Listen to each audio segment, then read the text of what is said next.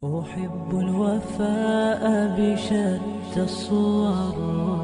أحب الوفي الأمين.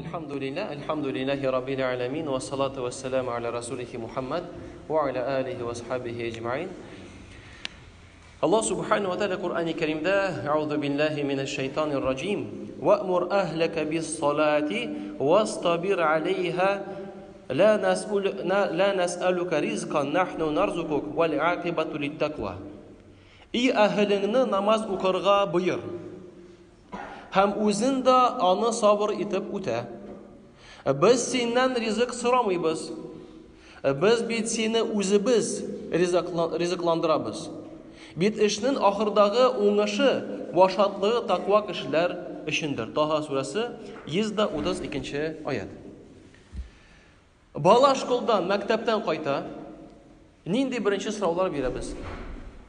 Ничек бишле алдыңмы? Математиканы ничек бирдең? Ничек физиканы тапшырдың? Ничек булып моны укыдың? Ничек болай алдың? Нинди билеге алдың? Монда тегендә шундый сораулар бирәбез. Ул әлбәттә сораулар кирәкле.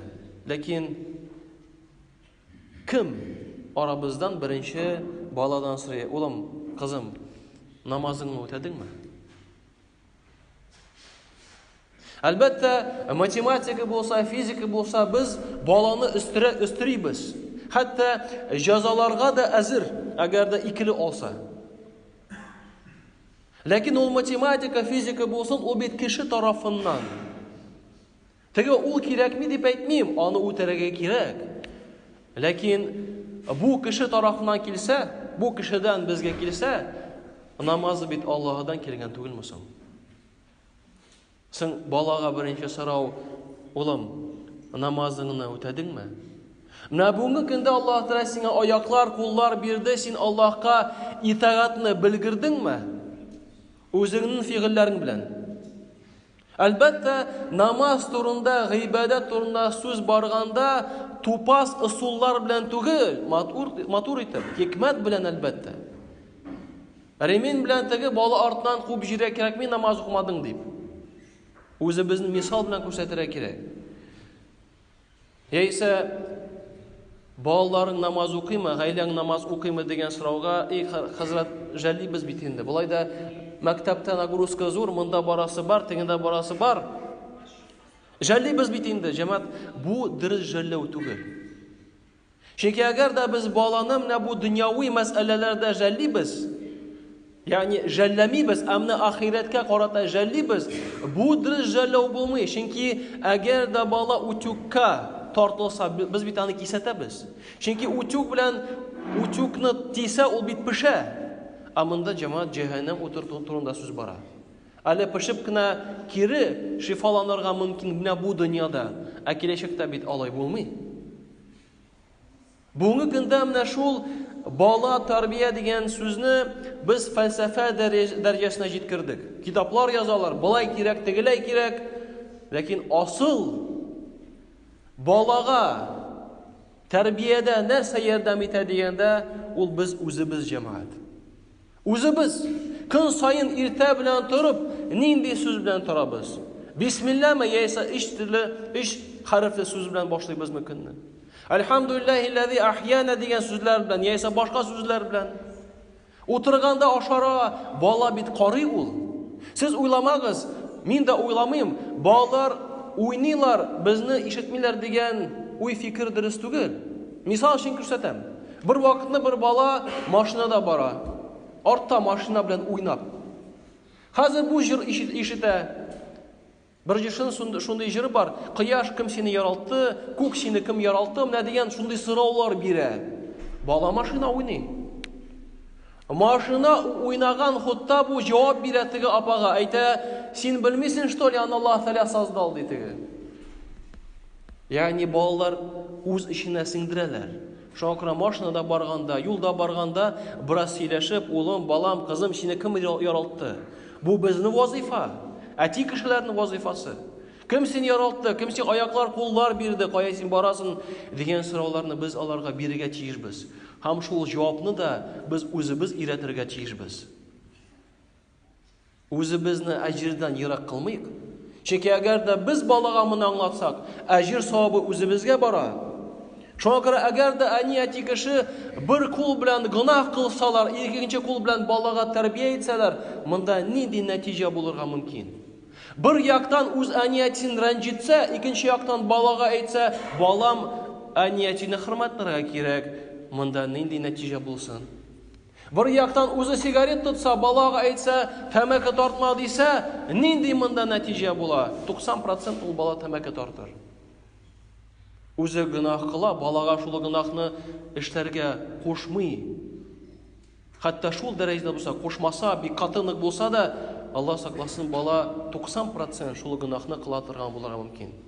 Ләкин икенче яктан, әгәр дә әти кеше өйгә кайтып намазлык җая икән, намаз уканда баласы әлбәттә баштан җилкәсенә менеп утыра, уйный аның белән. Бераз вакыт узгач, ул бала әтисе янына үзе килеп басар. Әлбәттә намазын үзенчә укый ул. Ләкин ул намазны укый.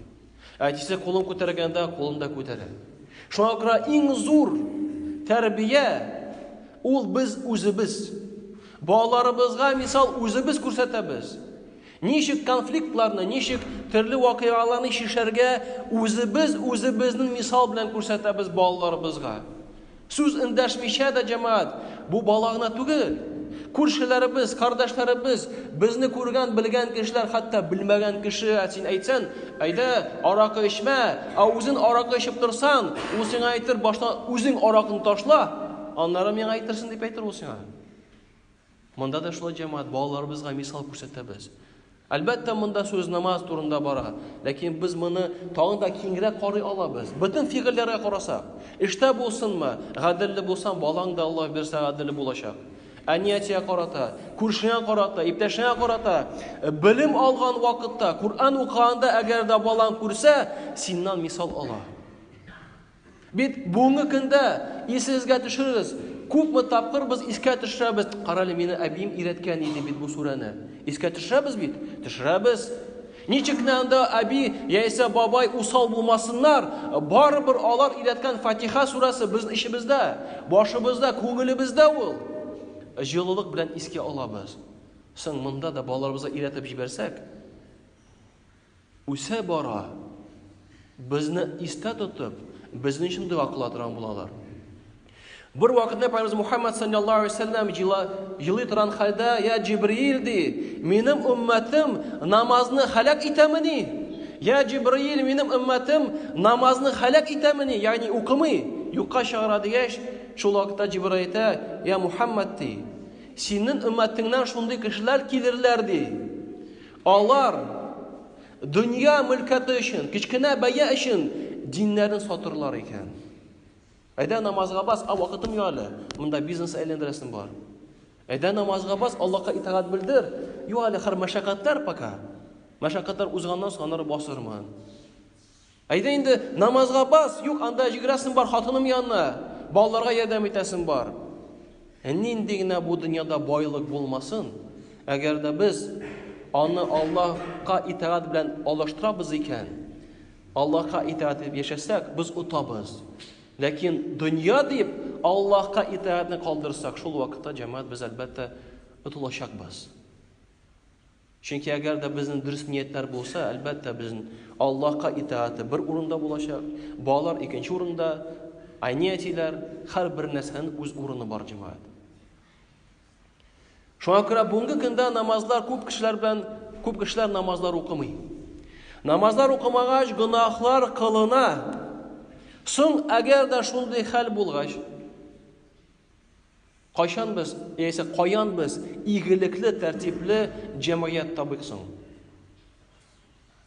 Кайда монда бәйләнеш, кайда монда ничек намаз турында сөйлисең хәзрәт дигәч, җәмәгать, намаз ул зур гынахлардан безне саклый. Әгәр дә кеше намазга баса икән, ихлас күңелдә шул намазын үти икән, хатын кыз булсынмы, ир кеше булсынмы, намазга хәтлек теләгән, гынах кылырга теләк булган теләк, намаздан соң юкка чыга ул.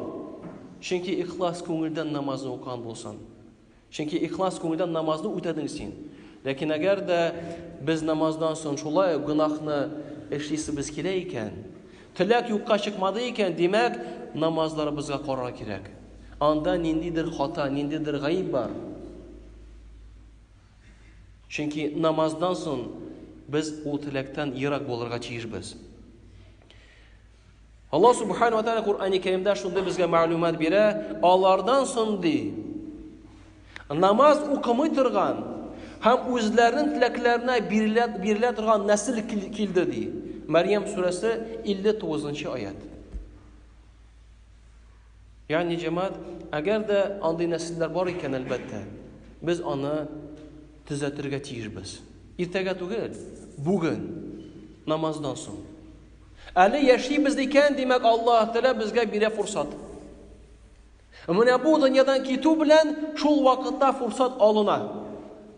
Бу дөньяда яшәгәндә Аллаһдан гафу сорый алабыз, төзәтә алабыз, ләкин бу дөньядан китү белән ихтияр хакы һәм әлбәттә гафу хакы алыналар. Һәм Аллаһ субханаһу ва тааля әйтә бит, һәм үзен дә сабыр итеп үтә. Шуңа күрә үзебез үтәп, якыннарыбызга, балаларыбызга матур, хикмәт юл белән без аны аңлатырга тиешбез. Бүген намазга басым, икенче айда, хатын син дә басмасаң сиңа талак итәм дигән сүзләр булырга тиеш түгел. Әкренләп. Син бит әле кичә генә хатының, балаң, әниң алдында гынах кылып ятканың түгелме соң? Алар бит аны күрделәр. Әлбәттә, син бүген үзгәрдең, намазларга бастың, Аллаһ кабул итсен. Ләкин шул ук секундта туганнарның, балаларның, яисә хатыннарның үзгәрүшен теләмә. Ягъни телә, ләкин уйлама шул ук секундта була дип. Әкренләп, хикмәт белән, белем алып, үзеңнән башлап, баштан аларга без үзгәрдек дигән мәгълүмат җиткезергә кирәк ирәкләренә. Менә инде алар, ирем үзгәрде икән, каралы. Намаз укый башлагач, ярдәм итә дә башлады. Балай да эшли башлады. Кара, әни әтисенә хөрмәтли башлады. Менә йөрәкләре белән кабул иткәч, һәм син якка, безнең якка борылгач инде, сораулар бирә башлагач, шул вакытта инде без аңлата да алабыз. Чөнки Умар ибн Абдул-Азиз шундый матур сүзләр әйтте, аны беләсез, искәне төшәм. Әгәр дә кеше берәр гамәл белмичә, яисә белемсез кыла икән, файдага караганда күбрәк зыян китерә. Соң әгәр дә син бүген намазга басын, әле белеме юк аңлатырга. Аңлатырлык дәрәҗәдә белем әле юк. Аңларга, өйрәнергә кирәк. Соңыннан белем алгач инде әлбәттә җиткезергә дә була. Һәм Аллаһ субханаһу ва тааля шул аятта әйтә, без синнән ризык сорамыйбыз. Без бит үзебез ризыкландырабыз. Бер вакытны бер галим янына килеп сорау бирәләр. Әйтәләр, хәзрәт, каралы, бәяләр күтәреләләр бит. Бая күтәрелә. Димәк, күбрәк эшләргә дә кирәк. Кайда намаз, кайда ураза, кайда гыйбадат. Бәяләр күтәрәләр бит. Хәзрәт, мәшәкатым күп бит инде. Эшлисең бар көне-төне. Шул вакытта ул галим матур сүз белән җавап бирә. Аллаһ белән ант итәмен. Мин ул нәрсәгә игътибар бирмим. Аллаһ белән ант итәмен, ул мине берни дә борчымый. Хәтта әгәр дә иртәгә арпа ырлыгы, bir arpa ырлыгы, bir динар бәясе булса ди, ул мине борчымас. Чөнки ди, минем мәс'улиятым Аллаһ субханаһу ва тааля кушканча анарга гыйбадат кылу. Ә менә ризыкландыру, ризык бирү мәс'улиятын Аллаһ субханаһу ва тааля үз өстенә алды. Безнең мәс'улиятыбыз гыйбадат кылу, ризыкландыру җәмәгать. Хаталанмагыз. Без аны булдырмыйбыз, без аны сәбәп кылабыз. Ризыкландыру дигән вазифаны Аллаһ субханаһу ва тааля үз өстенә үзе алды. Соң нәрсәгә кайгырырга? Аллаһ субханаһу ва тааля һәр беребезгә дә насип итсә иде, Ике дөньяның рәхәтен күрлек гамәлләр кылырга. Ул ике дөньяның рәхәте булмас җәмәгать. Иллә мәгәр Аллаһ субханаһу ва тааля итаат итү белән, белем алып итаат итү белән.